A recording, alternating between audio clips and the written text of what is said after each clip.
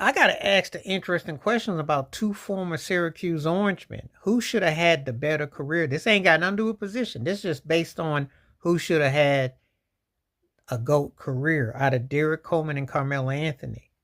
Because this was an interesting conversation I had. I was talking some hoops with a buddy of mine, and I don't do standard conventional conversations. I don't talk about positions. Both these guys were big in Syracuse. You know, Derrick Coleman, I don't know if people realize, he was like a link between Charles Barkley and Karl Malone as a power forward. He was something else athletically.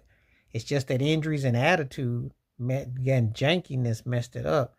That dude should have been like talked about with Barkley and Karl Malone and Garnett and whoever you want to put up there, and Tim Duncan, whoever you want to put up there as an all-time GOAT power forward. He should have been mentioned in that conversation because the skills was there. A sick shot. One of the few guys who bammed on Shaq's face too. Told him too. And Derrick Coleman was like, it's just like, it's like a boxer who had an incredible punch, but then he just like that one night, he never came back. And that's kind of how it was with him.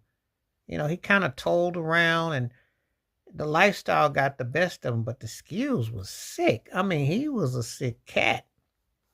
Had all the makings to being arguably the GOAT power forward, and definitely could have been one of the kings, one of the best that you ever saw. I mean, I'm just saying, had he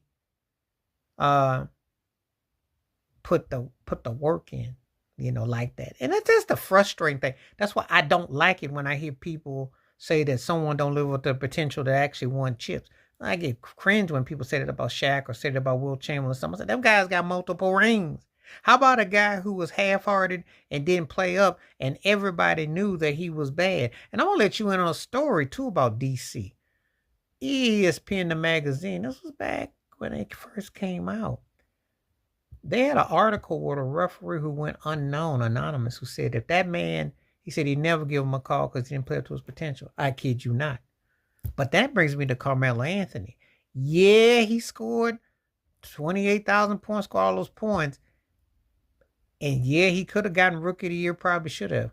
But was that one of the dumbest moves to leave the Denver Nuggets to go to New York and basically be a stat padder? And that's basically what his career was.